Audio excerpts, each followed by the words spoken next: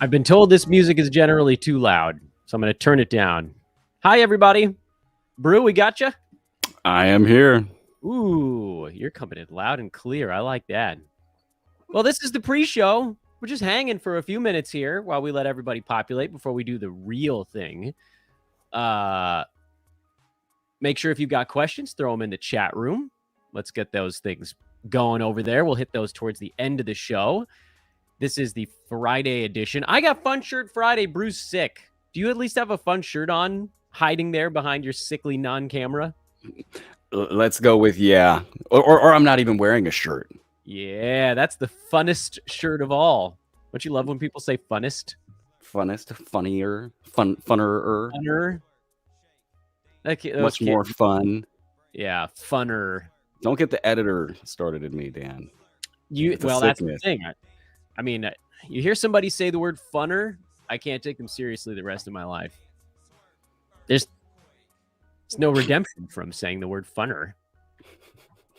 Like, come on, man. We'll just you're leaving me so many different paths I can be taking right now. You skipped 4th grade. Funner. How many viewers we got right now? 25 so far. They're coming in. They're hanging. Yeah. They're slowly rolling in. Just rubbing the sleep out of there. It's not that early today. We're going a little bit later. Oh, man. Lunchtime. Just crack the neck. Back. I got a heating loose. Get loose. I got a heating pack going behind here. There we go. Oh, that's smart business. I wish I had my camera set up here. I got all sorts of fun gizmos. I got this after ankle surgery. I got an inflatable ice pack that inflates. They use it at the fancy PT places. It inflates and deflates and inflates and deflates and inflates and deflates. How does it? I don't understand. How does an ice pack inflate and deflate? It's $350. That's how. Oh, it's magic. So you could just stick ice in a bag and put it on your foot, but yeah, but that wouldn't be inflated. No, but I mean it's what the pros use. Apparently. Shout out while we're just sitting here. Shout out to the Sacramento Results PT Therapy. You guys are awesome. They work with the Sac Republic, or a lot of them do, and they just get, as the name would suggest, great results. And I'm almost back up on my feet, which is great. Yeah, I mean that's how we've got you. We got your Wednesday show. You and I are together. We haven't done Fun Shirt Friday consistently in a long time.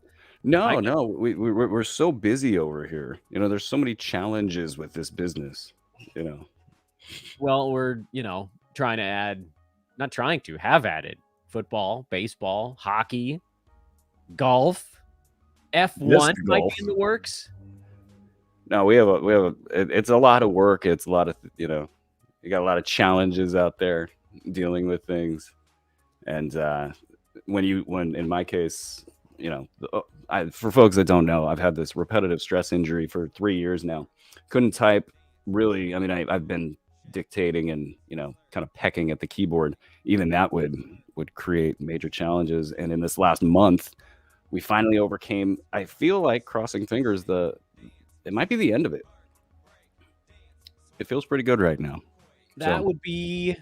So productivity goes way up. That's the point. Yeah, I know that, like, for us, we're within the ethos bubble. This is a really big deal, and I'm assuming it will be as well, because there was a time that you were able to just sort of be omnipresent, and this injury took that away from you.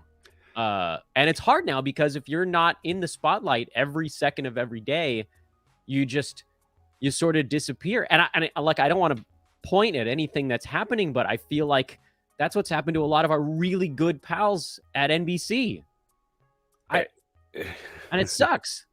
I miss those dudes.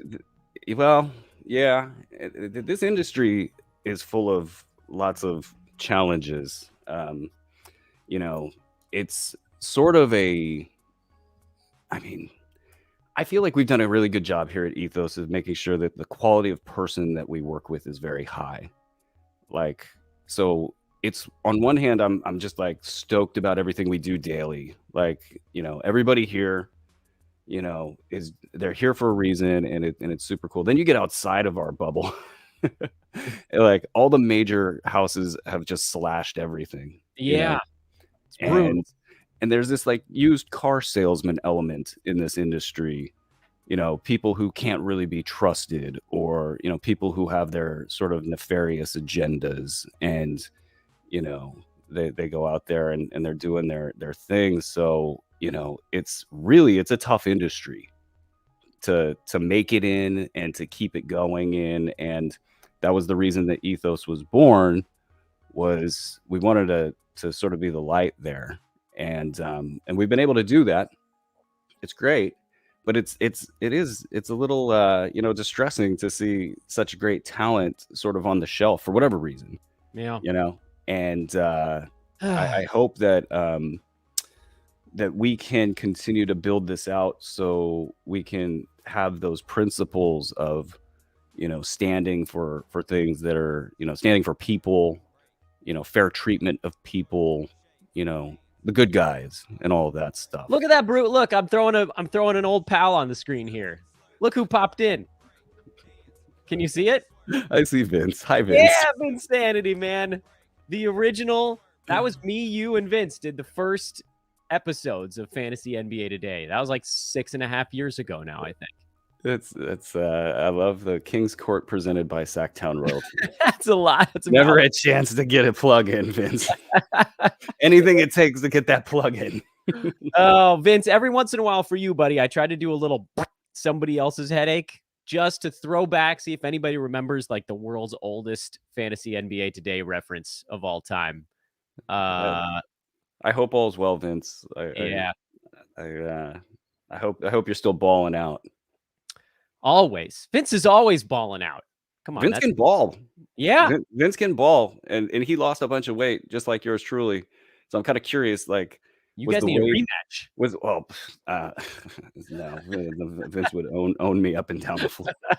I'm training though. I'm doing the Gronk training montage over here. I'm gonna join a 40 and over league at some point, as I just like muscle the words out of my mouth. Careful, yeah, careful, bro. By the way, man, you're like preschool. You're gonna be sick all the time. Freaking first day. Less than a week. It was the first day. Second day home, just like sick as a dog, all of us, and just like, man. Yep. Welcome. You're gonna catch, and Brandon Marcus. I don't know if he's watching this when he was watching yesterday's live show. Brandon, a host, one of the two hosts, I need to say, of our amazing Clippers show, and also a hell of a fantasy mind. He has on more than one occasion asked me if I'm dying.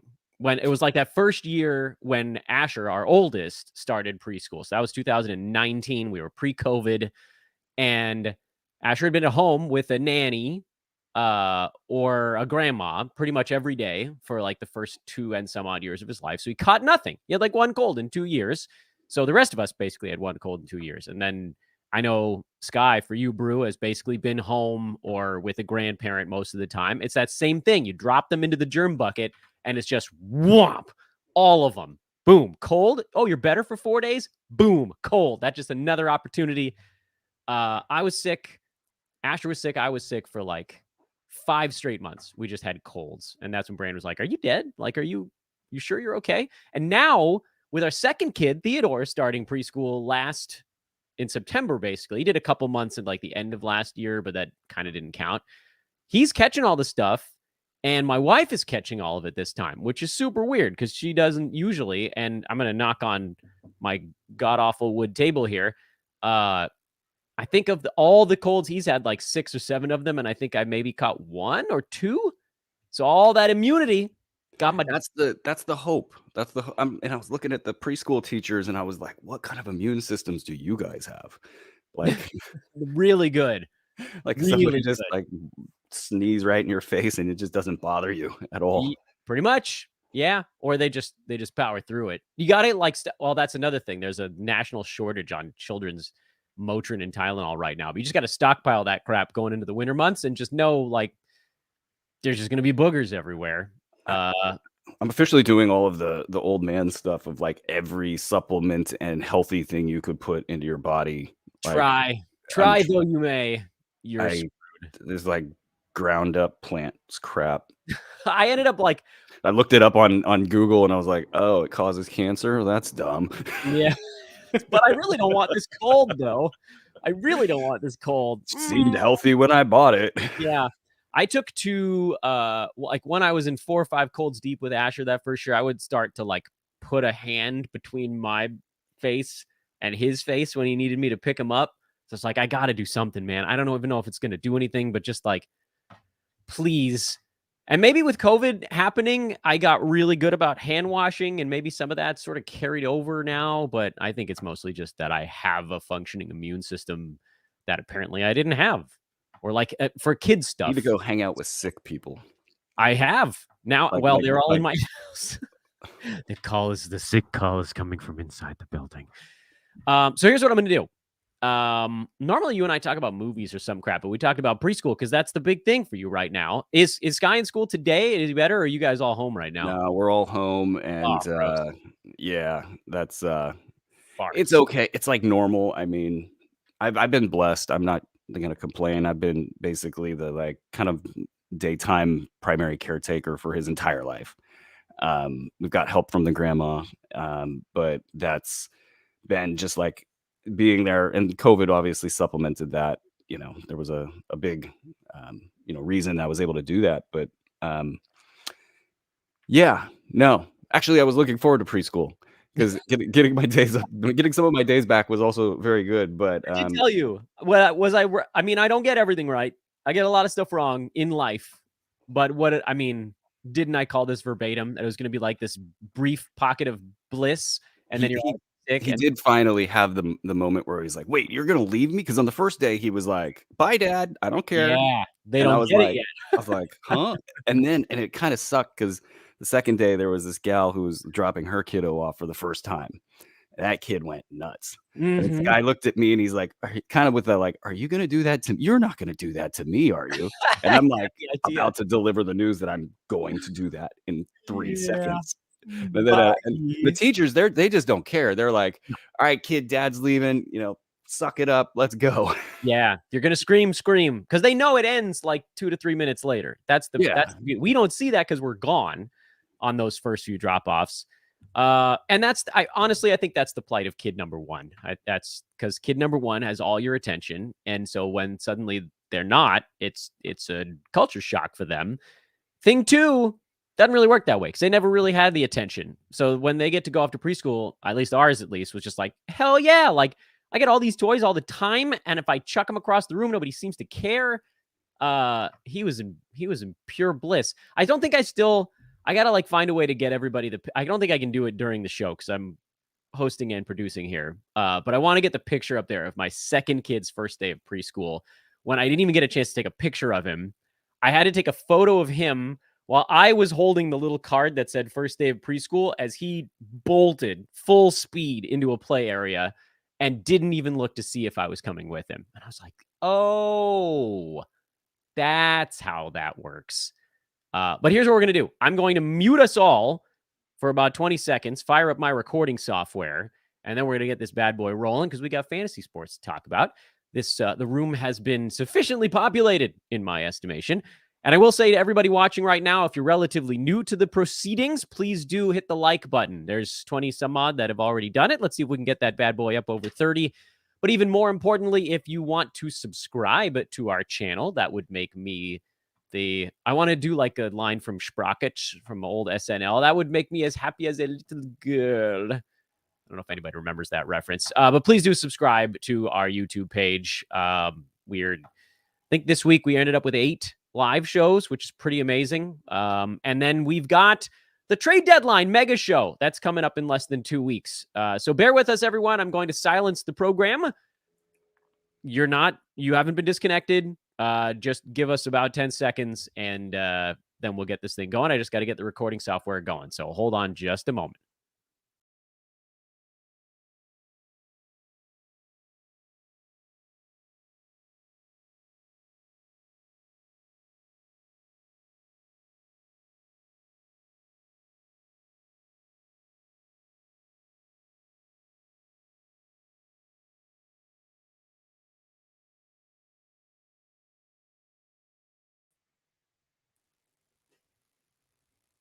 I really liked what I did on yesterday's live show. So I'm actually going to do it as part of the recorded pod today, which is The first questions, I haven't decided how many, that went into the chat room get answered at the beginning of the show instead of the end. It's an impetus to get everybody, if you're listening on the recorded side, to come on over, hang out with us on YouTube, youtube.com/sportsethos. And if you're already watching us on YouTube, see if we can light a fire under you to get your question into the chat room at the beginning of the pod. We're going to hit those right now. But first, welcome to Fantasy NBA Today Live, Friday edition. It's Fun Shirt Friday. I am Dan Besbris. I am wearing a fun shirt. He is Aaron Bruski, and I don't know if he's wearing a fun shirt. Brew, what did we decide? Are you actually even wearing clothing at all right now? No, fully naked. All right, well, that's fun. Is that fun enough for you guys? Yeah, I mean, that falls under the umbrella of fun. Just Fun Friday. Funky Fun Friday, I guess. So, Maybe Brew, not that much fun. are you ready to do questions right at the top of this thing? Yeah, let's do it. All right, let me see. Here we go. John asks, would you trade PJ Washington for Wendell Carter Jr. in a points format? Feel free to answer in whatever format you like, but let's see if we can scoop points under the answer on this one. What are your thoughts there? Man, I feel like you're kind of just playing the injury game with these two. I think I'd probably go PJ Washington. He's had a good amount of pop this year. Both teams definitely in the tank race. I kind of feel like it's PJ's year. I like Wendell better as a player. Orlando has a lot they need to accomplish with their 5 bigs that they have right now. One of which is brother of their star player and also team enforcer. So that actually they do have 5 bigs they're trying to play right now. So give me PJ Washington. All right, I can roll with that. Question number 2 here at the front end. I, again, haven't decided how many we're going to do before we actually hit the today's rundown on the show. It's a Friday show. We do a little bit of a weekend review. I've picked out some of the hottest topics that I want to go over with the big dog. By the way, you can follow us on Twitter. I forgot to do that at the outset. I am at Dan Besbris, DanBesbris. He is at Aaron Bruski, AARON, BRUSKI. Should I drop Jakob Poeltl for Daniel Gafford? This is a 10-teamer, so that, of course, makes this a little bit more of a difficult thing because in 12-teamers, they're both plays right now. But how do you see these two guys developing over the next couple of weeks? It does feel like there's a trade deadline element on one and a Kristaps Porzingis element on the other. Yeah. That's setting the table quite nicely there. I would say this GM is probably already in a punt strategy. I mean, that seems like a almost given. So it doesn't matter that Poeltl doesn't make free throws. I'm guessing. I mean, maybe I'm wrong there. And if that's the case, his value is sky high, just sort of in general. If you're in a punt free throw build with him, Gafford, big Gafford fan from previous years, but last year him dragging his knee up and down the floor. I don't think he's ever as a player coming back from that. He's only going to get heavier and slower and put more weight on those joints. And so that injury is coming soonish. If he ever gets a full run with Kristaps Porzingis out. And then what can he do? If he does get a full ramp, I think they'll probably still keep him in the 24-minute range. If he gets cut loose, maybe he climbs up the ladder a little bit after that. But really, 24 minutes of Gafford's probably in a 9-cat league, something like top 80 value, top 70. And I think Poeltl might get you something close even with the free throws if he doesn't get totally demolished by the trade deadline. Got to think a team acquiring him is going to be acquiring him with the purpose of playing him. So 26 minutes, 28 minutes for Poeltl. Who knows what that looks like? He gets a lot of touches and usage that he might not get in other places.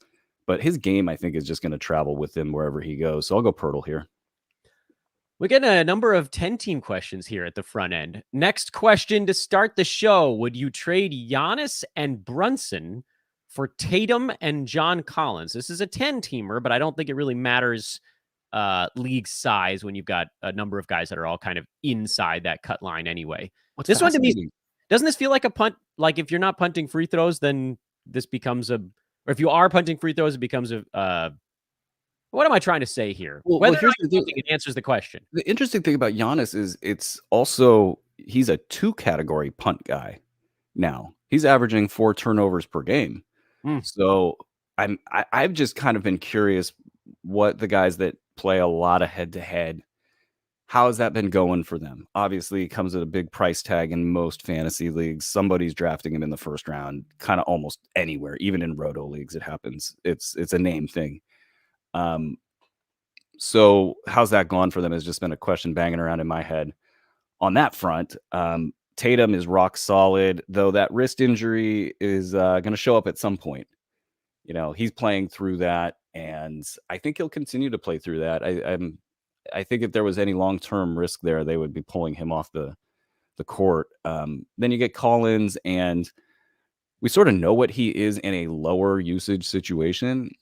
If he gets traded, and I just don't even know with that guy anymore. Like, I think everybody's had a shot at acquiring him. With like, I think he fits like a team like the Kings, but I don't even think they would be interested. So he might just stay in Atlanta, and then if he does go somewhere, I kind of have to just assume he would produce similarly. It's not like Atlanta's blowing him out of the water with usage or really leveraging what he does well. So Tatum, Collins, first rounder, fourth rounder, question mark for John Collins. Giannis, I think his rank in 9 cat leagues was like 140 or something, you know, based on those 2 categories being so onerous for him. Yeah. Brunson, rock solid, top 50 guy. I'd be on the Tatum and Collins side of this deal, unless you've got a magic, 2 category punt strategy that's just totally working for you. Then I might actually flip that around because, I think Giannis in that format probably jumps up to being a first rounder, and Brunson in that format probably, it's very similar, but you don't have to worry about the Collins side of the equation at that point. Yeah, and Tatum falls down as well. He's hitting almost whatever it is, 87% of his free throws, Sure. 9 attempts per ball game. So you get that You'd flip. lose You know, on the thing that really surprised me, Brood, talking a little bit more about Giannis while we're on this trade, because I don't know, I haven't covered him all that much on the pod this year, mostly just because it's been such a strange season for him, and I don't typically punt free throws in pretty much any league that I'm in. But someone hit me with a question on a previous show that was, would you go Giannis or LeBron? And I was looking at it like, well, my heart was saying immediately, well, if you're punting, you go Giannis. If you're not, you go LeBron. Right now, if you're punting free throws, LeBron is still ahead of Giannis because he's also not a terrific free throw. Obviously, a lot better than Giannis has been this year. But LeBron 77%. He moves up a little bit and he stays in front. Like, it just boggles the mind how crazy it's been. It's the worst free throw shooting impact year we've seen in basketball or fantasy basketball in almost 2 decades. Who the hell's like Andy? You hit 20. What was it in the finals? It was like 23 of 25 or something. I forget what he hit in the final game. Like I don't remember either. You kind of thought he turned a corner. The theory is like the crowd counting might have helped calm the mind or something. And but here we are, and he's just and I would like to see him underhanded, and any player that's struggling, or like props to Jeremy Sochin, for getting out there and trying something new. Mason Plumlee shooting around 70% right now. Yeah, after last season shooting 38%. It's I think, and it's the easiest PR win too. It's like if you try that, people are like, yeah, good job. You addressed your issue, and so on and so forth. So what's everybody's beef with trying something goofy at the free throw line? Is it like a manliness, home improvement, Tim Allen caricature kind of thing? The basketball courts are not for the faint of heart. I mean, Pat Beverly is going to talk to you regardless of how you're shooting a free throw. Well, I think that's what's great about Sochin is he's sort of coming into the league, and he's gotten the respect from guys like Marcus Morris and Markieff Morris, for being a total, just gangster on the floor. Like, he's like, I'll mess with anybody. And so at the same, when you do something weird at the free throw line, then you get he just doesn't care. It's great, I think. And I also think he's going to be a very good NBA player. I just don't know if he's going to ever get the green light to go for those steals. which Yeah, the fantasy side. He wasn't on my board of guys to talk about, but we can talk about Sohan if you want. Would you look at him in a keeper or dynasty format? sure. Let's I say a think score you look upstream. steals and blocks are pretty fickle. I mean, some things stay the same, but schemes and personnel surrounding the player matter so much, and it's really wonky.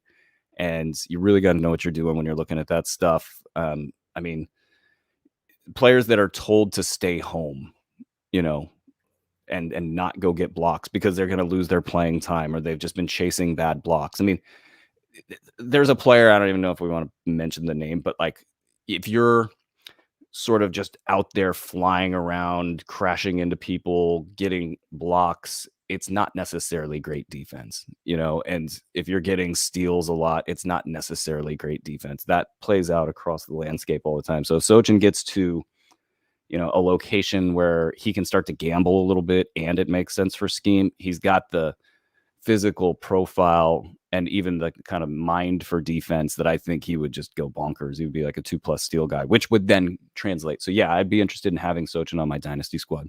It reminds me, the stuff you were talking about there reminds me of like the first or second year Mitchell Robinson, where he was just Yeah, on skates blocking like 4 shots. Sometimes he had a 10 block that's the game. player I was just thinking about, actually. Yeah. And then they taught him how to get in the right spot. The team's defense got way better, but his blocks also suffered, such as the growth of the NBA, which all, by the way, makes what And JJJ it's and Miles Turner and Brooke Lopez and guys like it makes what oh they're doing actually even more impressive, that they're correct position defense and getting 2.5, 3 blocks per ball game. We've got a the, handful of guys doing that this year. the big man defensive discussion in the NBA is one of the most fascinating ones when it comes to like the razor thin edge of a player being good or bad. Like Mitchell Robinson did the flying around, getting the blocks thing, and then they reeled him in. And then they were like, and it could have even been that like the coach, the old school coach feels like the lesson was learned. And he's like, all right, I calmed you down a little bit. Now I'm going to say, go out there and just get those blocks. The same exact stuff, maybe about a third smarter, 2/3 smarter, Right. you know, but now, okay, you Yeah. learned your lesson and now we're going to let you go do you. And then you're talking about the JJJs and the Brooke Lopez's and all of that. Like to defend either the pick and roll or out on the perimeter, you have to be so good in this league. You have to be so athletic. And, you know, shout outs to Brooke Lopez because he's probably not the most athletic, but he puts it all together in a way that he's there when he needs to be there. And it's effective and it's, you know, it's good defense. Oh, I left Nick Claxton off my list. I didn't mean to slight him. He's Oh, also been very good in that department this year. it's just fun to watch, but like you see guys at one case in points like Rashawn Holmes in Sacramento, and I feel like we handled this trajectory really well when it was clear he was about to start to fall off. We told everybody, and also in Sacramento, hey, you need to trade this guy while he's on his decline. He's at the top of his peak. He's declining now because the lateral quickness and strength needed to handle just the pick and roll accounts for probably half of play types at minimum in every NBA game. And as a big, you're talking about the most talented position in the NBA, the point guard or ball handler position, if we just want to boil it down to that. Them coming around a screen and you having to either come to the level and defend or play back in space, whatever it's going to be, you need to be so quick, so strong, and also have instincts. And if you start not being able to check one box, you're no longer anywhere near as valuable as you previously were. If you can't check any of the boxes, you're going to get targeted relentlessly every game where the team cares. That is, a lot of teams don't care. But if you're in a playoff series, if if the teams care, that player will be put into action every single time, and every single offensive player on that team will benefit because everything's wide open. And that's why you see this discussion about offensive versus defensive players in the NBA become so prevalent, especially around the playoff time. All right, I'm going to officially segue us from, because that was technically still part of the Q&A, front end Q&A. We will have a post-show question and answer segment, or maybe I'll include it in the show. We used to do that on Fridays. I think I left that in the recorded segment as well, so folks get to listen in on the question and answer lightning round on Fridays. This, of course, is Fantasy NBA Today. I'll list that again. Dan Besbris, Aaron Bruski. If you're listening on the recorded side, come join us on YouTube. We're trying to do this very often. If you're watching on YouTube, like and subscribe. Much obliged. And what I've been throwing out there this week on all formats of our podcast is if you'd like to be a part of what we're doing here, specifically, if you'd like to cover a team, hit me up on Twitter at Dan Besbris. We can discuss. We're also continually looking for the newest voices on the fantasy side, whether that's DFS or full season baseball, football, basketball, hockey, something else.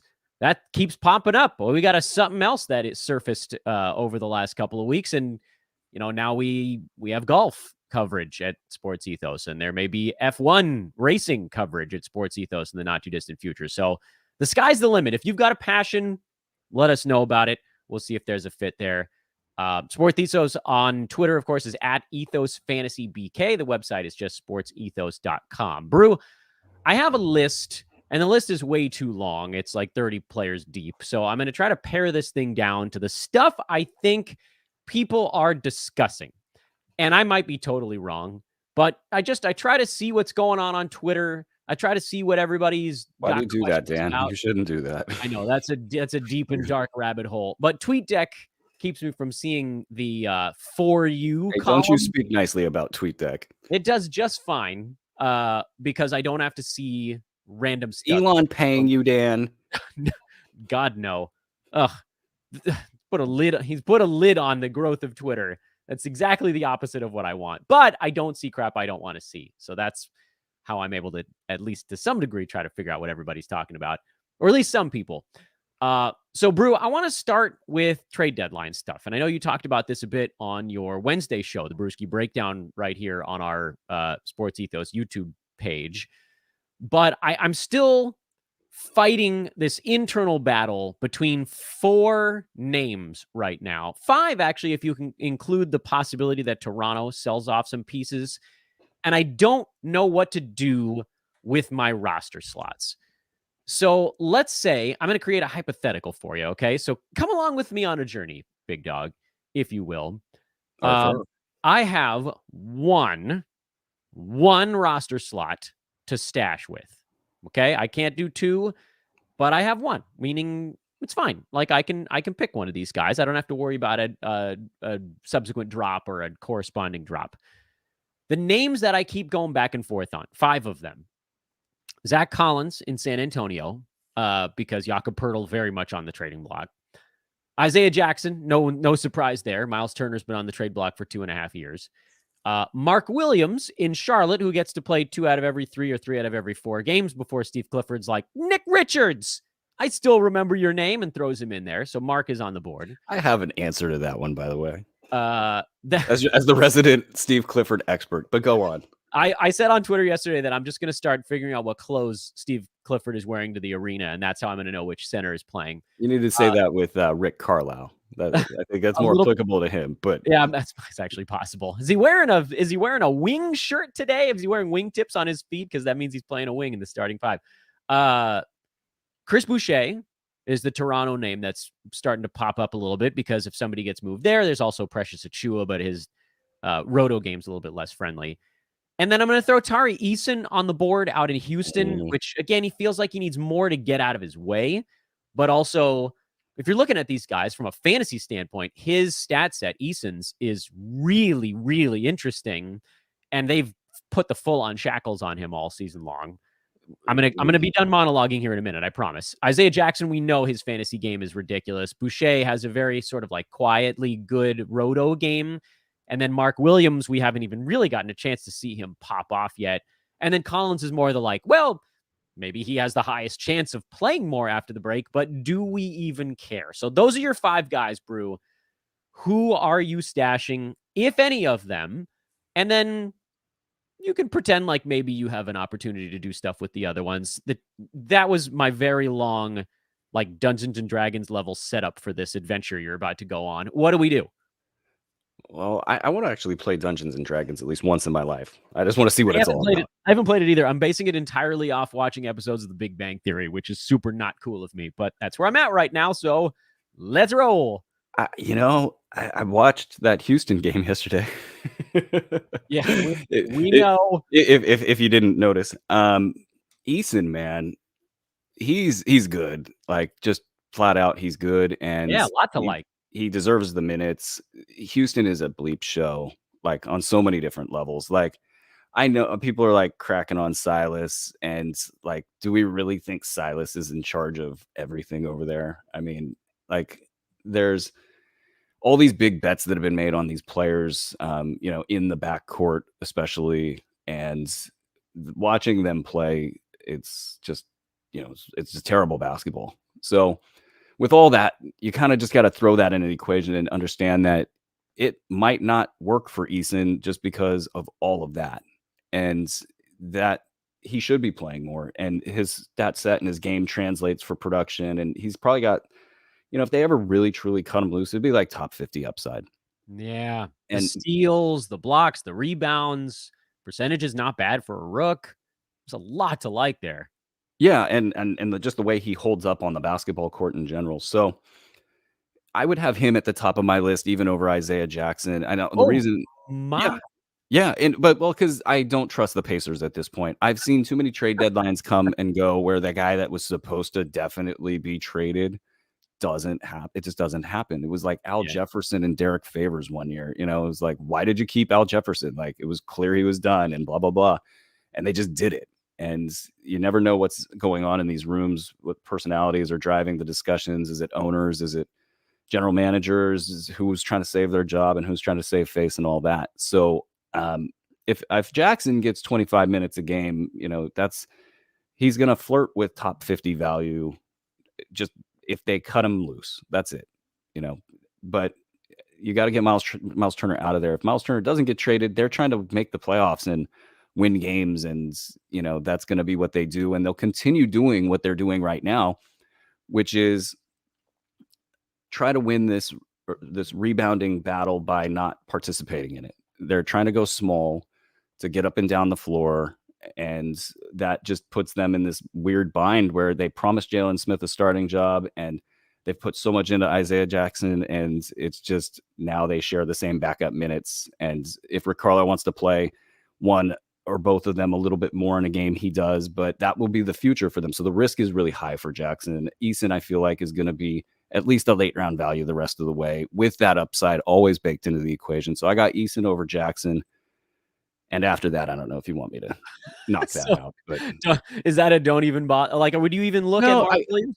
I think what you're going to see, first of all, great on Charlotte for just sort of getting into this position where Plumlee now has legit value around the league. I think what the free throw thing has done for him is now he can be more aggressive on offense.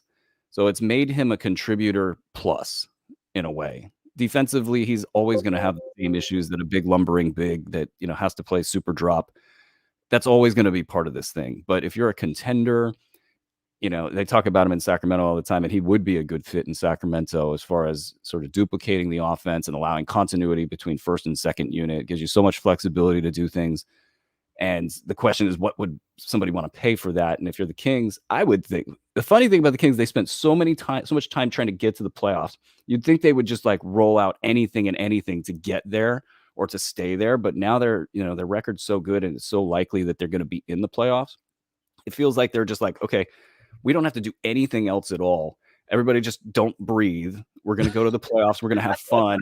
Don't go get any more assets. It's like we did what we needed to do, and we'll pick it up next year and go. I think that will work against them. And I think Plumlee's asking price will be a little high, but they're going to get a first round pick for Mason Plumlee. And you have to do that if you're Charlotte. Just bottom line. Like, you can't let Plumlee walk on an expiring deal, or say you want to be in the Plumlee business for the next 3 years. You got the center you drafted, and Nick Richards is a good enough prospect to want to see where that goes. I think these guys play 24 minutes apiece. Richards, he kind of got the same talk about not blocking shots. He's never been a big shot blocker, so his upside's kind of top 125. Williams is the one you want because he could block shots. He could do something defensively, and I think he would be the one that you could see some top 100 ball out of in 24 minutes. Yeah, I was going to ask, how high do you think he could get in 24 minutes? I was really hoping you weren't going to say the word timeshare, but you didn't actually say the word on my list. I think He would be on the third, and because there's also this idea of, well, maybe he just keeps playing better and better and better, and they did invest the high pick, and maybe it becomes more of like 28-22, 28-20, that kind of a split. And you always have these low minute guys that get you late round value are always great to have because players get injured all the time, and all of a sudden Nick Richards gets injured. They're tanking. They want to see what's up with Mark Williams. They could just go, hey, now you're a 35-minute guy. We're seeing it in Detroit with Duran. It's working out quite nicely for us, I should add. And that's kind of what you would hope with Williams. So I'd have him third, and I'd probably have Zach Collins last. Yeah, Boucher ahead of him. Yeah. Do you think anyone gets moved? Do you think Toronto sells at the deadline? They're right on the borderline. Oh, man, I think there's something weird going on up there.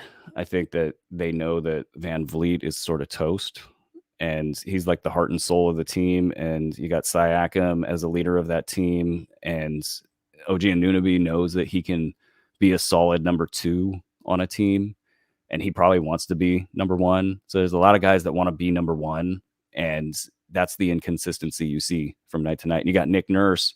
I don't think I go back and forth on Nurse. Like, I always measure a coach like, how well are your players developing in the grand scheme of things? Like Carlisle, like, how's Jalen Smith doing this year?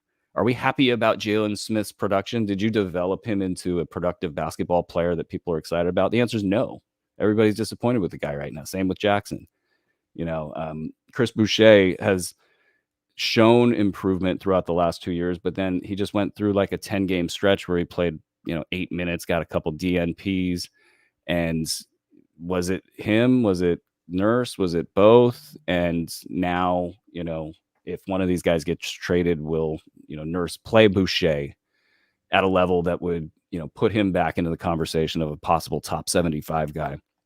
It's possible, but I would probably rate him, like I said, 4th behind Mark Williams. What does it take for you? Sorry to jump in. I'm pivoting back to Eason because I had a follow-up hit me that I forgot to ask in the moment. What does it take, you think, for him to crack the minutes count we want? Because it feels like Eric Gordon alone moving hasn't been enough so far this year. He needed Jabari Smith Jr. to be out, but could that be Eric Gordon and KJ Martin as a pair that gets sent out that clears enough? Because it seems like with Easton, we only really need him to get to like 24, 25 minutes.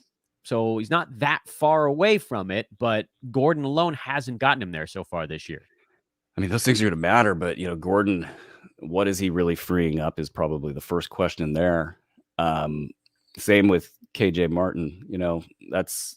That's I would like to hope something like that. But when you watch that team, I think they're going to lean into Dan, you want to tell me how to pronounce Alperen Sengun's name correctly? So we can just prove that I've watched the guy play. Sengun. Okay, because clearly I don't know how to say his name. That means I haven't ever watched him play before. I think you actually got 3 players on the Raptors with goofy pronunciations. I think it's actually kind of endearing, by the way. I'll work on the phonetics as I go here. Hooked on basketball phonics. But I mean, why not lean into that at this point? Like early on in the season, you're trying, as if you're Silas, you're trying to get the team to play the right way, right? So you want to value defense. So, your Bruno Fernandez, and whatever, I always butcher his name, the backup. Garuba? Is that Garuba? Yeah. You're playing these guys, right? If you see your young defensive center, wander off the court because he forgot what he was doing, you go, hey, you shouldn't do that in an NBA game. We're not going to incentivize this. We're going to play these guys, and teaching them to play the right way. Now you got him out there as the hub of your offense, which is probably the best thing for that team in general. Yeah, no doubt. They play a terrible brand of basketball. Sengun's, pardon me, hey! Sengun. I'm learning. Look at me, I'm learning over here. Your CPU is a neural net processor after all. A learning. It's like an Atari at this point. Yeah. Well, I was trying to go for a Terminator 2 reference. I'm sorry. I'm taking this totally off the rails. Pinning in Sengun for a moment. Brew, did you ever, as a young person, use those Arnold Schwarzenegger soundboards to crank call people? And it was in college, and we lost too much time. And we thought that was like the peak of comedy at that moment for it was a week great. or two there. Yeah, we lost a little bit of time on that. Everybody to the top, all that good stuff. My CPU is in there on that processor. Well, yours is also on there. Okay, we can. Well, thank you, sir. Pull the pin but back out. but like it just makes too much sense to make him the hub of the offense. You're wanting to lose games at this point if you're Houston, and you get to say to the rest of the league, "Oh, look at how smart we were with that draft pick." I think there's value in that for the people in the front office to say, "Hey, look, we did a good thing here." And I think it even helps them on the free agency front to some degree, not a great degree, but like to just show that we're not a total train wreck here in Houston. And I think Şengün represents that for them, and they're not going to care about the defense. Like it's just they're just going to do that. Now, how is that going to look to Jalen Green? Like this is a guy who's a number 2 overall draft pick and has all the juice in the world in that building. You see that every time he takes a floating 3 from 30 feet away. That's totally ill-advised. And, he had like 9 shot attempts last night in that game. And I'm sure he's not thrilled about that. So how this works with these guards is going to be a question. But I think they're just going to kind of roll along like they did in the last couple weeks. And it's a free-for-all. So Eason is not going to it would make sense to give Eason 30 minutes a game and see what you have. But I think they're just going to roll everybody out for 24 in that the sub guard bucket. The 2 starters are going to play big minutes. Everybody else is going to just sort of get the bottom of the barrel scraps. I think it's going to be frustrating for Eason, even with, Gordon out, Martin possibly out. And what do they get in return? I mean, that's always in these situations going to be funny because they usually try to bring in like a bad veteran contract and pump it up as veteran leadership, give that guy 25 minutes per game, and that becomes a problem. So I don't see it as the coast is clear for Eason in the second half of the season, which is unfortunate because I personally would just be, blowing that out of the water, give him 30 minutes a game, let her sink or swim, and just see what you have there. So how to start building. If this team is really going to build around Şengün, they need to really start looking at the things that Sacramento is dealing with. You have a big man who needs a shot blocking 3-point shot. I don't know if you saw the 3-pointer that Şengün shot in yesterday's game. It was, what's the 3-point line distance? It's 26 feet or something up top. I don't know what the top of the circle, something like that. Yeah, it went about 19. It's going to be a bit until he shoots with any consistency. So you need that shot blocking 3-point shooting big man to cover up what he can't do. And you need strong wing defenders. Is Eason a strong wing defender at the NBA level at the highest levels? That's what I want to know if I'm building out my team, because then I've got those 2 pieces figured out and I need to figure out 3 more. And I don't think, frankly, that Jalen Green is that piece for that team. I don't think he's going to be a good defender anytime soon. And I don't think it's likely that he becomes a good defender down the road. So that's your guy. So what's that pairing look like? I'd want to figure that out if I was Houston. This is the point in the show where I pause the recorded side and remind everybody watching live, because a number of you have joined since the last time I hit my hand on the table. Son of a gun. Ow. You guys could you hear that? Yeah, I watched you do it.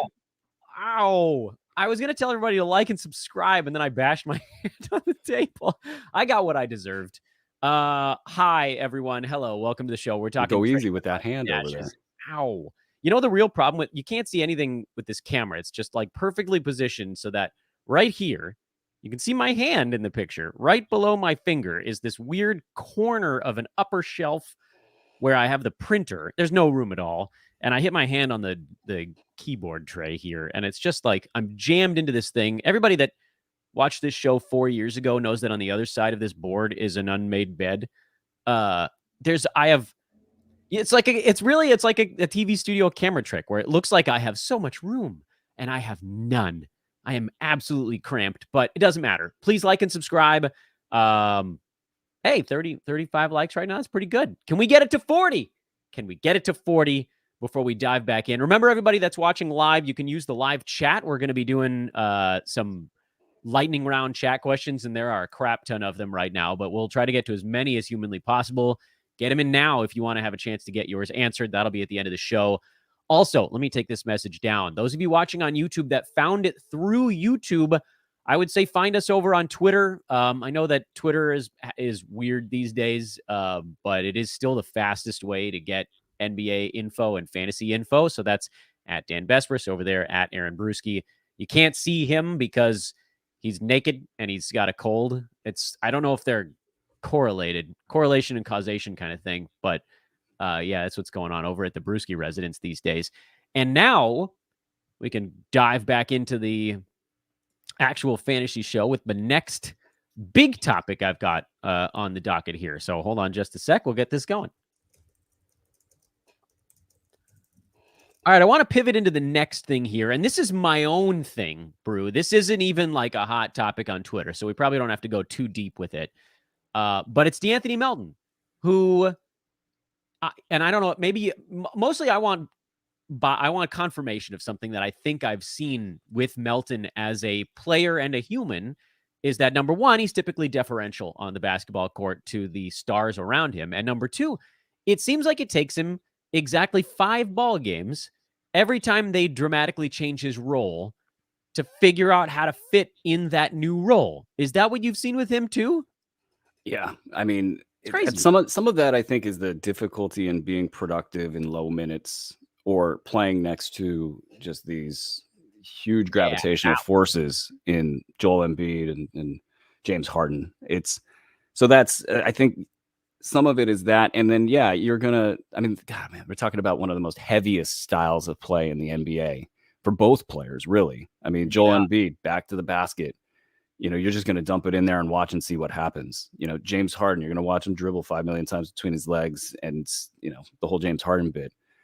Melton is, and it's really a unique story. I thought Gina Mizell, I'm probably butchering her name as well. That one I don't actually know the correct pronunciation. Yeah, she's a writer up in Philly. Did a great profile on him and how he got to the league. And he got caught up in that. And I don't know a ton about this. It was like the FBI, like getting in on the coaches with the money, and basically a couple of them got in trouble, and then some scholarships kind of got revoked or whatever it was.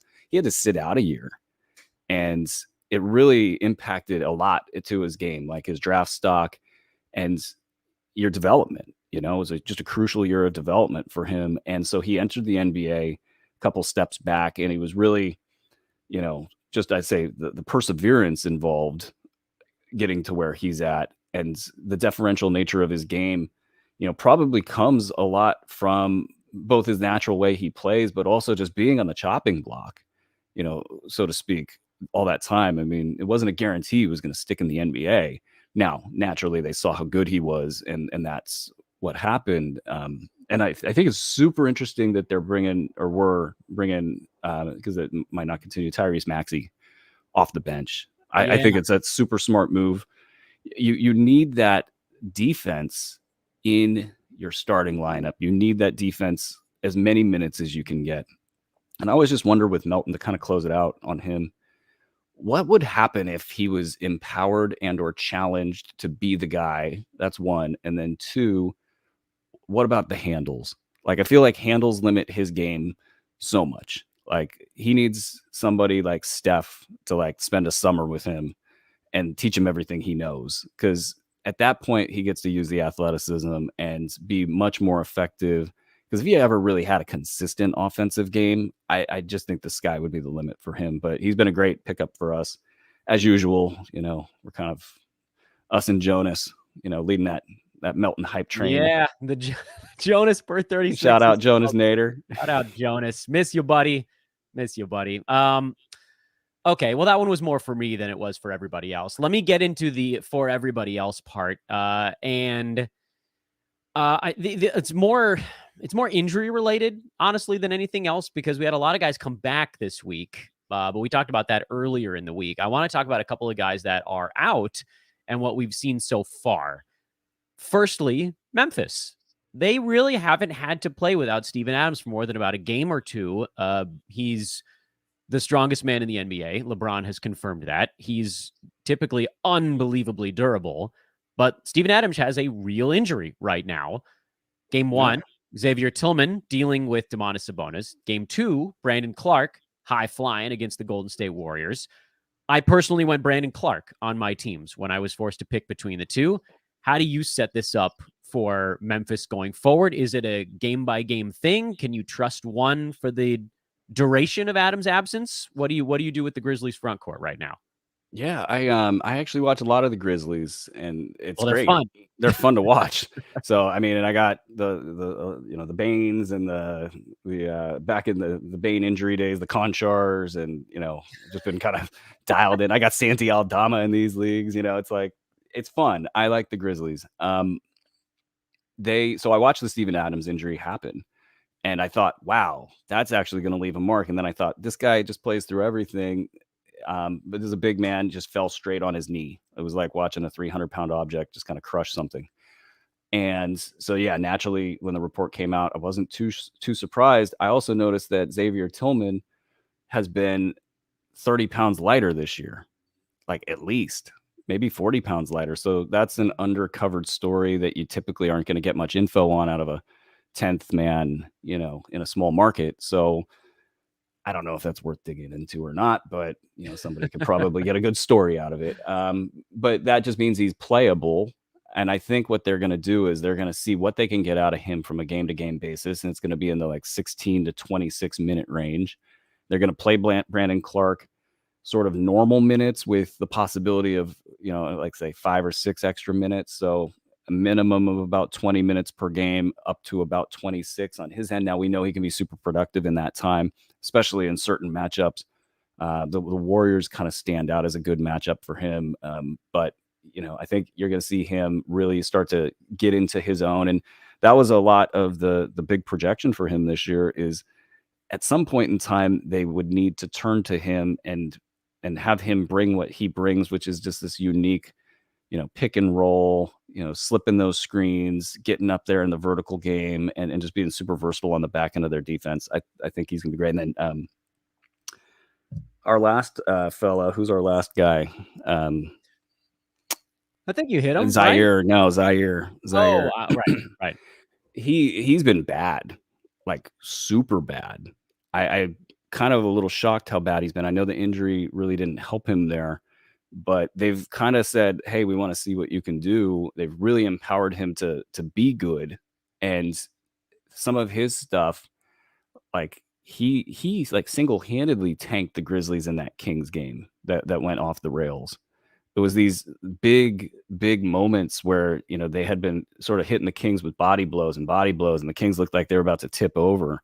And then he comes in there and just jacks a bad shot out of rhythm. And next thing you know, the momentum switches and you're like, wow, that was the most expensive one shot I've seen in a while.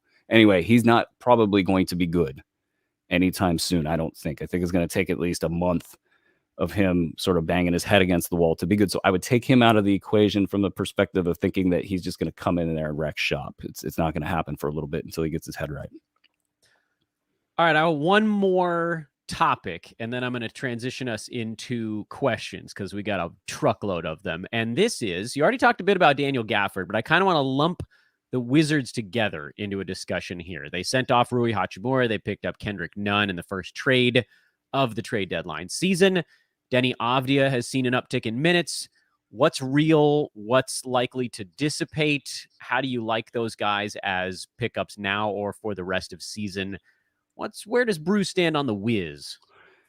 I've had a soft spot for Denny, like for a while. These sort of big poppy lines just sort of jump up, and you like the way he profiles defensively. Offensively, he's kind of a connector. So I'm more encouraged there. I mean, I think it's still deep league territory stuff.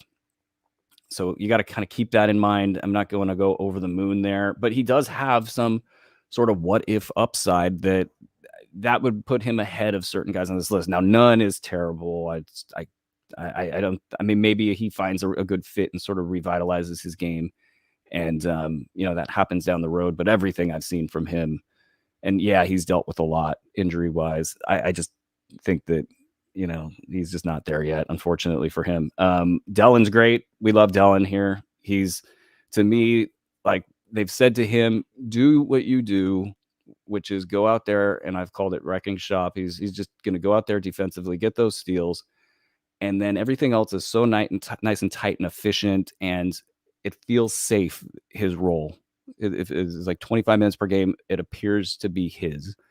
And I don't know about scalability with the upside. Like, I don't think if like people get hurt, it's going to go to 30, 35 minutes per game, and they're just going to turn the ball over to him. I would almost be worried about that. Like, he might spend too much time on the basketball court getting popcorn points, rebounds, assists, stats, lose some of the steals, lose some of that trademark efficiency. So I don't know about the upside there.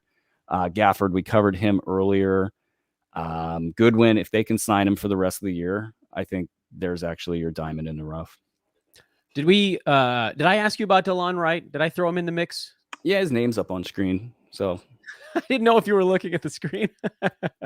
What are you doing over there, Dan? Trying to prepare the next bunch of things, basically. It's hard lot to produce a show? It's a lot. It's a lot. Okay, and I'm going to leave this on the recorded side. You guys get to come with us on this Q&A journey here. For those that are watching live, feel free to keep throwing stuff in the chat room. We'll get as far as we can. I'm actually going to start at the bottom here because Kelly Olynyk, we got some good news on Olynyk right as we went on air. He is it probable? He practiced, so I guess we don't know for sure. Walker Kessler is expected to remain the starter for Utah. That tells me that Malik Beasley is likely going to the bench to create room for Olynyk in that front court. Do you do anything with this information in Utah, Brew? I'm kind of taking this statement and rolling it into a question for you. But for me, if Olynyk's out there, you probably put him back on your roster. But this is Kessler replacing Vanderbilt in the starting five from pre-injury, right? Yeah, I think they want to see what they got there. And I think Kessler's going to be, just fine. I was on my show asking the question of which player I would prefer right now, Kessler or Rudy Gobert. Yeah, that's true. I remember that question. I mean, Kessler's younger. I don't know. I don't need to answer that question today. But Kessler's going to be just fine. They're going to keep rolling him out there. And eventually, I think they'll even, kind of get tired of having Olynyk out there. Just sort of let Kessler get 28 minutes per game. How dare you blaspheme Kelly Olynyk like that? How dare you? It just depends on what's going on around him, If there's nobody there, maybe he'll play, So we hit on this one earlier in the show. John, it's a good question about Isaiah Jackson, but if you wheel it back, you'll get into our trade deadline stash stuff. So that's been hit upon. There's a lot going on here. Should I trade Jalen Brunson and one of the following three to get Ja Morant or De'Aaron Fox? Can you, this is a hard one to read on air, but I'm going to do my best. So it's Jalen Brunson and filler for either Ja or Fox. Would you even consider that? I think Brunson's ranked like right alongside those dudes right now anyway. Yeah. I mean, the question, I guess, is like Ja Morant's been missing games sort of all year long, periodically in a maintenance sense. Fox will push. They're going to push in Sacramento. So that, if the two in that 2-4-4 week isn't getting you down, that's a solid player, to target. But I don't know. I think Brunson's just locked in. He's pretty rock solid there. That 2 in his playoff schedule is annoying, but you got to win the week before it, and it's a 4. So. Yeah, I don't think I'm doing it either. Brunson's ranked ahead of those guys in 9-cat right now anyway. And they love him there. Yeah. They should. He's made them a lot better. Beal and Time Lord for Paul George. Is that a reasonable 2 for 1? Man, that's a bucket of players right there. I think I'm doing it. And then just hoping Paul George doesn't miss another 2 weeks starting next week. There's some, yeah. I mean, I think they went into this season. It sucks for fans. It sucks for us. It sucks for, basketball in general, I guess, that it feels like the Clippers went into the season saying they were going to start playing at the halfway point. So. Yeah, they look mean the last couple of ball games too. Good Lord. And they don't have that much ramp to try to figure out how things are going to work, especially if they make some sort of move at the deadline. That's another piece to put in the puzzle. But, I think they've had enough time off, the Paul Georges and Kawhi, I think, is going to continue to take time off the rest of the year, no matter what. But Paul George could break free of that, go bonkers. Williams, is it in the cards for him? Is his knee going to be an issue for the rest of his career? Could easily be the case. Beal, I question if Beal is going to go to the mat for this team. If he should go to the mat, he's been a guy in the past that's wanted to play and play big minutes, but you got a big deal and you've got kind of the tail end of your career to worry about. So maybe he's not as into going to the mat for this Washington Wizards squad. I should let all the folks know that if you put a really complicated trade question in a live chat room window, I probably am not going to throw it up on the screen because we have so many questions here that they just need to be a little bit easier to handle live on air. Is either Avdia or Delon Wright a streamable roster slot, do you think? I was thinking if I could drop one for a streamer spot is what it says. Yeah, I might consider with Avdia. Yeah, I would, because he's inconsistent as all heck. Streaming for Avdia would be a for sure yes. I don't know if I'm off the Delon train. The Thomas train, thank you for that, Dan. With Delon Wright. That was great. That was very on brand. Thank you very much. Yeah. For us. I mean, he might, I don't know about top 60 rest of season. I think it's going to be more like bankable top 100 for Delon. So if you are reaching into your waiver wire and you can get top 75 quite regularly, maybe it's a conversation at that point, but I would just hang on to Delon and see what you got. This one I'm not sure I'm following. Russell Westbrook or Allen. I need some guards, but I'm not sure. I'm hearing, is there an Allen guard I'm forgetting? Because I'm thinking Jared Allen. Grayson Allen? Oof. Well, you can't go Westbrook unless you're punting half of the categories. He's actually, well, what's funny is he's actually outperforming his ADP in 8-cat. But it's well, that's totally. I think I grabbed him at like 115 in a big league, and I was like, man, thinking of old Russell Westbrook, I was like, man, what if? And it's like at this price, I can't lose. So yeah, stat sets aside, 9-cat. Oh, 9-cat? No. Yeah, no. You just have to go Allen and take the very low. Take Allen and then see what else comes up next. Is Josh Hart a drop with his current injury is the implication here. I kind of feel like there's a lot of inertia in Portland one way or another to pull him back. And so, yeah, I would say he's a drop right now. Points league, Brook Lopez or Jeremy Grant. Those are their numbers on the screen to this point in the year. I'll probably just stick with what we got.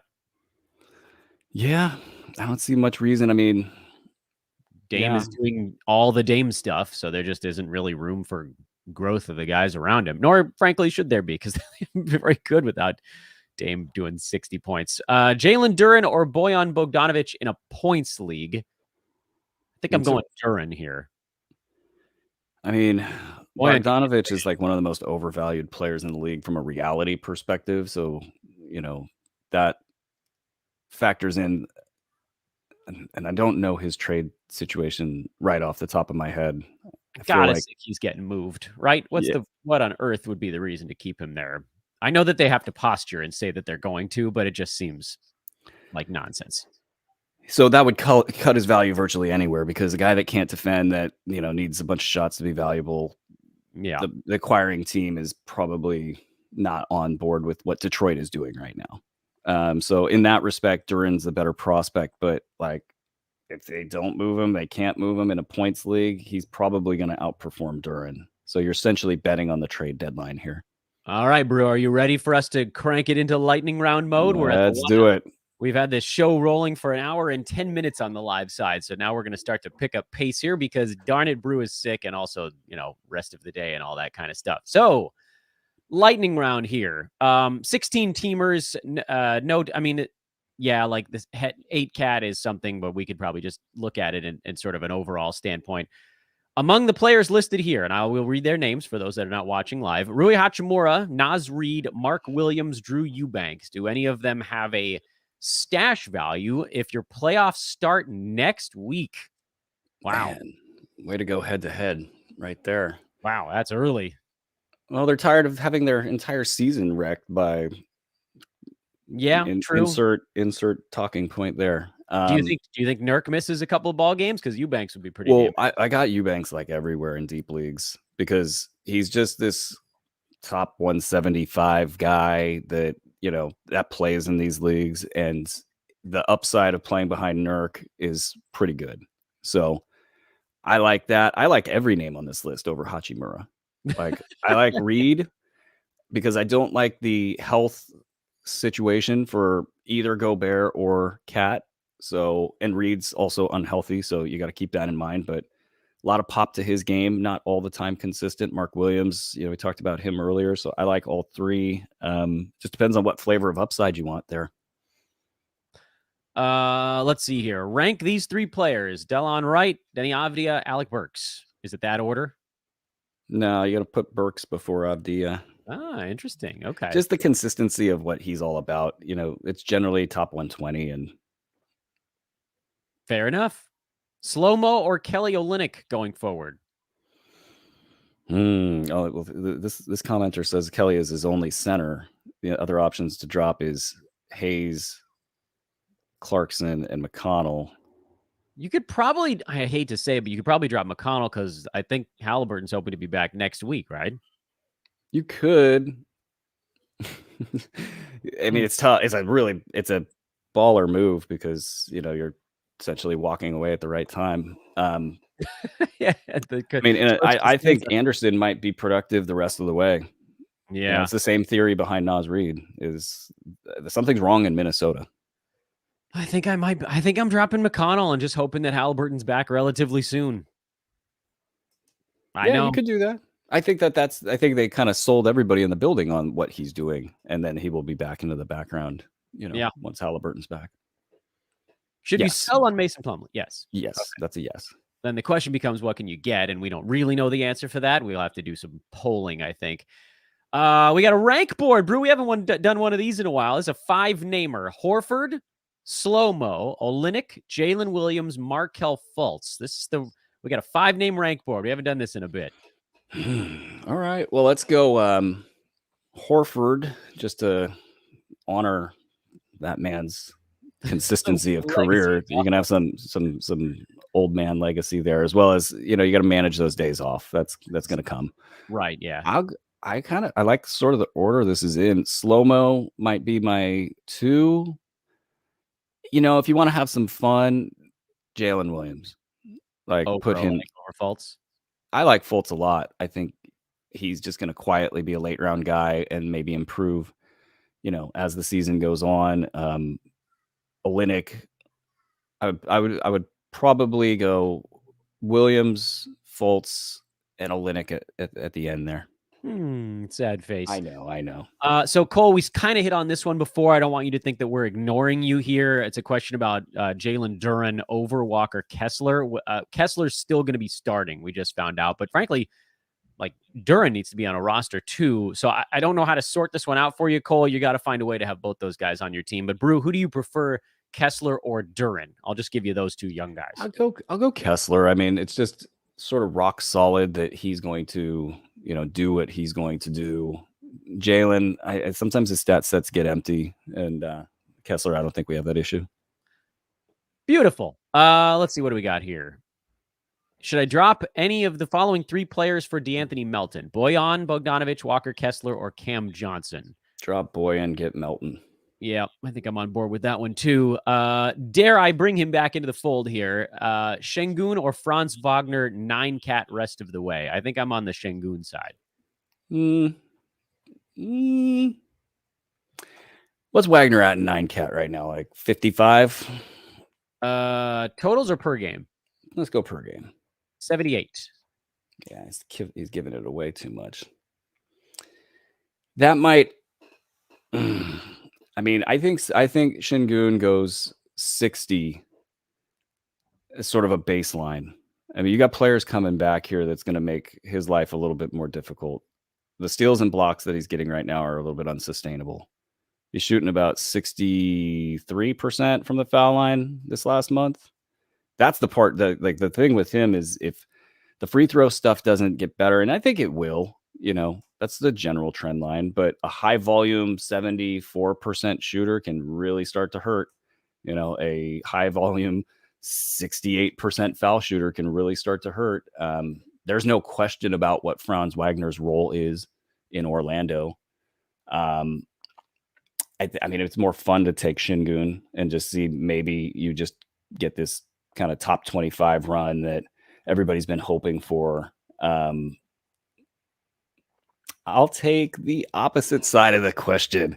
I'll go Wagner, and you guys can send me your hate. Whatever. You're just trolling at this point now.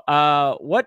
Oh well, no, I'm not trolling. No. That's my honest to God assessment there. Okay. Like, if you have one general fantasy question, what rank of players is potentially droppable if you want to have one streamer spot open on your roster? This, of course, is dependent. The answer to this question is dependent heavily on league size and league type. But for a 12-team, 9-cat daily head-to-head roster, you're kind of looking in that like 110 or later type of zone. But then you adjust from that based on league type and size. Unfortunately, we can't really do this one on a lightning round. So I hope that gets the party started on that one. Best guess as to whether Miles Turner gets traded. We talked about this a little bit earlier in the show, so I don't want to circle back. But again, I want to try to put everybody's question up there so you guys don't think I'm skipping you for any reason. Migo says, hey, Uncle Dan. Oh, okay, that's kind of nice. I dropped Quentin Grimes for a streaming spot. Is that okay? I'm fine with that, Brew. Yeah, I guess so. Yeah. I'm actually pretty impressed with Grimes. He's been so consistent and, hat tip to him. Tillman or Clark today. Memphis is in Minnesota, so they might have Rudy Gobert to deal with. I don't know if that changes the way you look at it. I'm probably still going Clark, but what do you think? It's Clark. Yeah, Clark. Yeah, it's tighter though with a big dude at center on the other side, but it is. But yeah, believe it. Rudy doesn't score, so that's kind of the thing. That's like they don't. It's more about the rebound. Jalen Williams or Markelle Fultz today, a single game sample size. Who we got on the schedule? OKC is dealing with Cleveland, one of the better defenses in the NBA, and Cleveland played so terribly yesterday. Like, it was Darius Garland's birthday, and it felt like they really saw the sights in Houston. And Orlando is in Miami. Like, Jared Allen looked like he just was gonna. I said this somewhere. He's like he's gonna take a nap on the floor. Yeah. Well, that's the thing. Like, once you know which teams are tanking, you can kind of. Yeah, exactly. They are in a back-to-back. Like, they're like, okay, this isn't the game we care about, and they still won by 30 or whatever. By the way, Orlando's got Miami, so both teams are dealing with better than average defenses. I'll go Fultz in this one. I think Miami might shut them down. Let's see here. They're quietly winning, by the way. Steven Vidovich, Dirty Steve, he says he declined Rudy Gobert for Kessler in a dynasty league. So there you go. Felt weird, but right. It is. I mean, and that whole trade is just like, which player do you want going forward? I want Kessler. Like, are you looking at the screen, Brew? I'm 100% on board with this one. Dan Devine says now he needs to pronounce every player's name wrong. I think this that's great. Let's make it a bit. I'll do it. I'll just lean into that thing. And clearly that means I haven't watched the player play, like, ever. Well, you can watch games without the play-by-play announcer on. For a lot of teams, that's a pro move. That's a pro move right there. Might actually be more enjoyable for some of these broadcasts. Not all of them. There are a number of them that I like quite a lot, but there are some that are. Depends on how homery they are. Yeah, that's really what it comes down to. Oh no, I think my younger child is trying to open the bedroom door. This could get interesting in a hurry. What is your stance on waiting on Jonathan Isaac versus going with someone more predictable like Melton, Olynyk, Wright, Hart, Fultz? Let's assume that you can stash Isaac just fine. You answer this question while I close and lock the door. The look of fear on Dan's face as this was all happening was great. I think it's going to be tough for Isaac because of the games off. So if you can manage that, that rises this conversation, the threshold of dealing with it.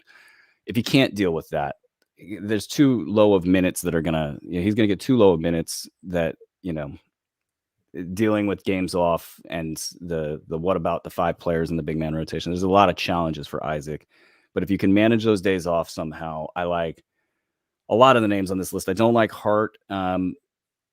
Fultz might not be interesting enough if Isaac can, be managed on your roster. Wright, I probably would go Wright over Isaac, and I would go Melton over Isaac, because I think Melton's just going to cruise along at a top 90 to 100 level. And you've seen what he's been able to do when there's guys out and so on and so forth. I think that, translates really well to value. So Isaac's a tough one. And you know what? He might not have any value. It could be the case that they just cap him at 16 minutes this year until, 3 weeks, 4 weeks to go in the season. And then they cut him loose, which would be like 20 minutes or something. Yep. I got him in a keeper league. That's about as far as I want to go. And Roto Games Cap, you can just pin him somewhere to the bench. Would you drop Jabari Smith Jr. for D'Anthony Melton? Man, it's been a rough go for Jabari, but Dan's been on top of this. And I went a little heavy on Jabari this year, and it's not been great. And but like Dan's been mentioning on Twitter, is the rookies, they start to click in around this time of year. So it could be good for him, but man, that team is a dumpster fire. Like, the idea of him getting consistent offense on that team, it's just not going to happen. So I would drop Jabari for Melton. Yeah, same. Would you drop Al Horford for Avdia Gafford or Jabari Parker? No, I don't think that's who we meant on the Jabari. I'm assuming we're talking Jabari Smith also.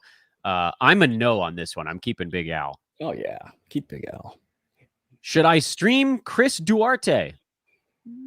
You should be pulling slots at the slot machine.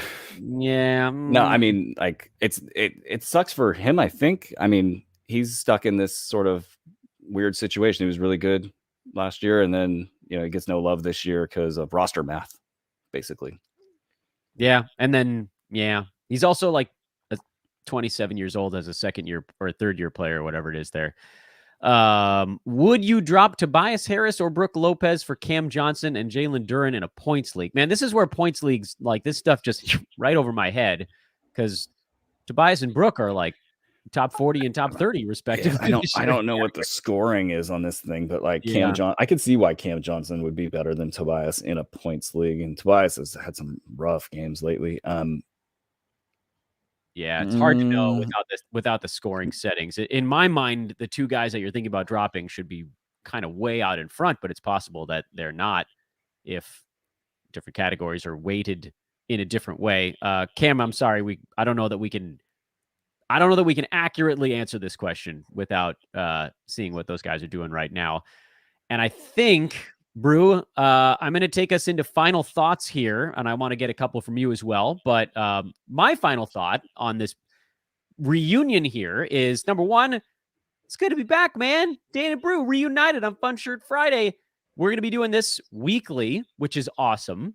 And also, I want to remind everybody to please like and subscribe, because there's actually a lot of you watching right now. That number's been kind of slowly ticking up throughout the morning and afternoon. If you haven't had a chance to hit that like button, it actually does help. Hit the thumbs up. It allows people to kind of find the show easier. All those little things do snowball. And then with every new subscriber, more people are finding the show. And again, it's this snowball effect. So please do that for us. And to those on the recorded podcast side, I will bid farewell to you in a moment. But first, Brew, feel better, I guess. But also, what are your thoughts headed into the weekend? Thoughts headed into the weekend. We're getting into that nitty gritty part of the season. So we're going to be looking at trade deadline. We're going to be looking at All-Star break. It's funny how fast it goes on the other side of this All-Star break. It feels like we have so much season left, and then we get on the other side of that thing and you're into tank land and rest management, all that stuff. And everything just starts to move really, really quick. So kind of just know that as you're going through this stuff. Personally, it's great to be back. It's great to be doing content. It's been such a long journey. I'm so grateful for the people around Sports Ethos. Again, the people here at Ethos are so great. Everybody's been so supportive, and it's just been an awesome experience, other than the pain and the suffering and all of that went through, my veins and arms and neck and all of that over the last few years. But I think, all this stuff kind of happens for a reason. It's made me a better person. And, I'm happy where I'm at right now. Happy to be back doing this content. I will answer that one last question I see on the chat list. Fox or Jamal Murray, rest of season 9 cat. Go De'Aaron Fox. Also, I think Fox has a much better case for All-Star than Domantas Sabonis. So, we'll just put that out into the Twitter sphere. Fox in the fourth quarter has been nasty, man. I know that's not a fantasy thing, but geez. I have not seen anything like it. He's Mariano Rivera level closing. He's like, he's so almost if his camp is listening, as they often do. What a season, man. Like, and he's playing on defense. There's problems, there's issues, blah, blah, blah. But like the difference there is sort of night and day. And, you kind of wish that he had done that sooner, but, better late than never. And, yeah, no, I'm just excited to do this show and excited to continue to, build this thing here at Ethos, where we're really trying to do something special here and stand for something, sort of in a sea of used car salesmen and whatnot. Ladies and gentlemen, boys and girls, we have come to the end of this epic live and recorded pod. I hope you guys enjoyed the reunion. Dan and Brew will be back together again next Friday. If you're looking for additional shows, whatever format you might be listening on, our next show will be Sunday evening. Eric Ong has the Waiver Wire Show. That's a YouTube program. I'll be back on Monday morning with the reverse chronological lightning round of the weekend recap. That'll be recorded and on YouTube. And then the wonderful Joe Orico and Steven Vidovich will have the weekly lineup show. That's coming on Monday afternoon. Have a great weekend, everybody. We'll do a little weekend preview over on social media at Dan Besbris, at Aaron Bruski. We'll see you guys over there. So long.